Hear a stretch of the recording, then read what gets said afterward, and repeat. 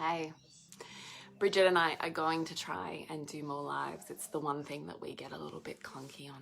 So we're going to try and show up here a little bit more. We tend to show up so like all the time in Soul Driven Motherhood, and then we don't do, and in the podcast, and then we don't kind of do lives here. But I totally get that some of you are visual learners and that this is a really beautiful space for you. So this is what we're here for. And I think if you follow my page on The Pleasure Nutritionist, I'm running Queen School at the moment, and it reminds me so much of one of my biggest whys for why we choose to do this version of soul-driven parenting that Bridget and I do, that we riff off not against, but with each other on why we absolutely love to the core and choose to be pulled forwards by a vision greater than ourselves when it comes to our parenting. And one of those foundational parts for me is we set up the blueprint of love. We set our children up with the unconscious, integrated understanding of what relationship looks like, of what they're worthy of what they're deserving of what love looks like. And that ends up becoming what they seek in the world, what they make do with or look for, what their nervous system is programmed to experience, which totally changes what they expect. So I look upon my parenting as an experience of I am always teaching the adult, and not teaching because I tell them, but I'm teaching in my relationship with them. Parenting is an intimacy. It's a form of intimacy. I think probably one of the greatest. Hey, Amelia. Parenting is where we teach you are worthy, you are seen, you are heard. Even when you're feeling the ugliest, you can show it to me and I will be moved by that. And I will want to meet that. There's no part of you I can't be with, so show me. You don't need to give up pieces of you to be loved by me. That's what this parenting style of consciousness teaches our children.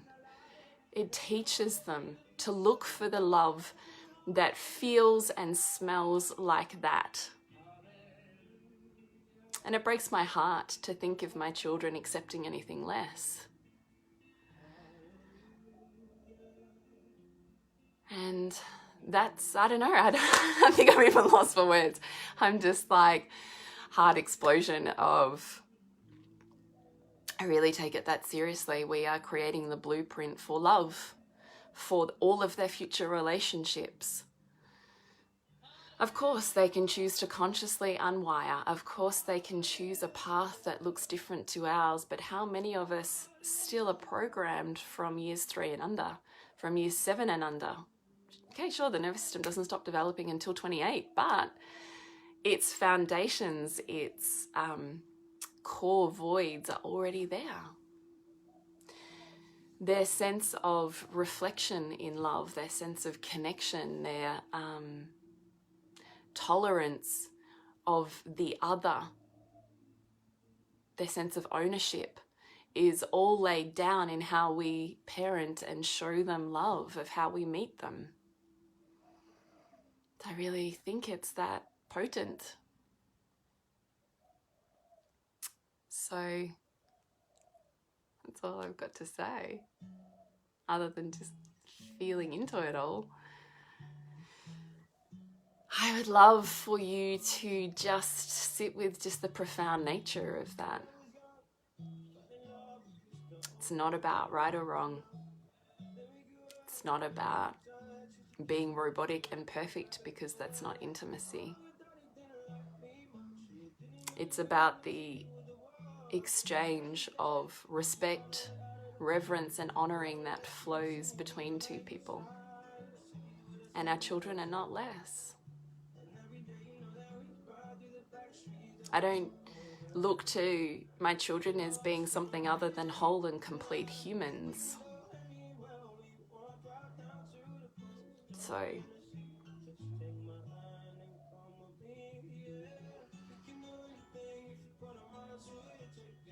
And I'm always floored by, I think often we don't see the impact that we have on that patterning. So my eldest two are 12 and 13. And they very often, because we have obviously a family of 4, very often look after their 2 little siblings, or play with them, or we spend a lot of time together. In fact, my toddler yesterday, we were having this beautiful, it's coming up, but this beautiful collaborating business for our Liberate in Soldier of Motherhood next month. He was over yesterday talking to me, doing some things. And my youngest, who's 2, comes into the room and she goes, I'm going to shut the door. And I went, okay. She shuts the door and she stands there and she goes, we're not going anywhere. And she let out on this song, we're not going anywhere. She's standing there in front of us. And I looked at her and went, is that your song? And she looked at me and she goes, no, that's yours. And I was like, oh my God, that's fucking gold. Because that's totally what I do. I totally go, we're not going anywhere. We're just home. And I'm like lit up by that. I can't think of anything better than everyone together in this space with me. I thought this is hilarious. Like, how's the whole and complete soul, right? She already totally, she's 2, and she totally already sees me, gets it, calls me out on it, plays and tussles with me on it. Like,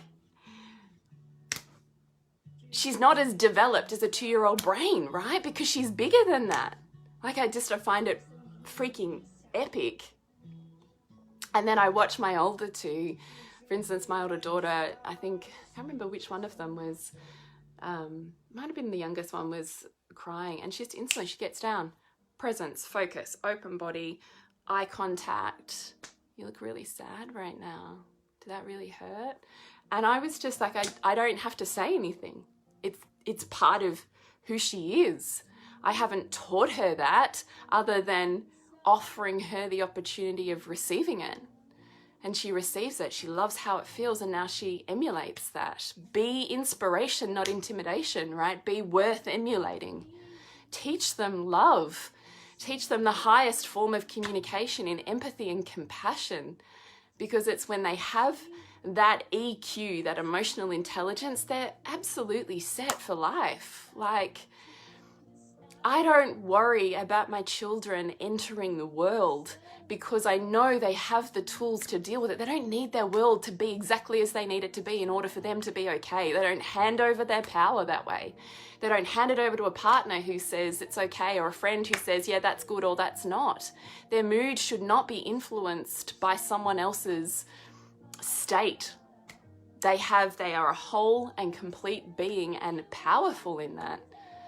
And empathy, the way we show up, the way we teach love, teaches that by how we are with our children, not by what we say. You are the teachers of love. How delicious. What a responsibility. What parts of us constantly need to be rubbed and grown up in order to step into the fullness of that. We are the teachers of love, and it's beautiful and it's an honor. And when you see it come back when they're teenagers, it like erupts in my body. It's just the most exquisite experience to go, oh God, they've got it. There it is. There it is. I think it's one of the greatest processes of handing over, which is what we're designed to do in parenting. I don't think we're meant to control, contort, do it for them and hold on to it all. I think we're meant to hand it over.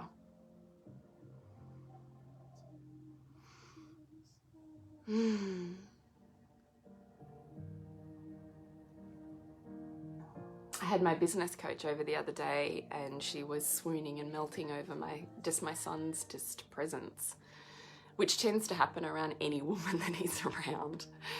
And he doesn't know it yet though, which is just even more beautiful.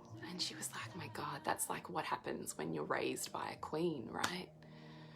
And I was like, yeah, we teach love. We are the teachers of love. We teach them intimacy. We teach them relationship. We teach them their power and their sense of worth. And we teach them how to do that. That thing that he's doing is his yes to his embodiment, to his core self. Not because he's had to move himself in so many ways away from the center of who he is in order to be okay. That gooey place is what happens when we touch into the divinity at the very core of who we are, right? The king, the queen, the goddess,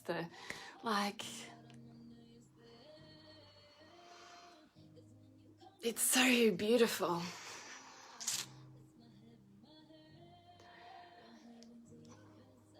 I was about to say, I hope one day you can be around my son, but I don't know. That's probably next level too much, but it is just such a delicious experience to witness this divine masculine unencumbered by all of the labels and projections we have on what and who men are and what and who women are, and instead to be at this place of intimacy where we can just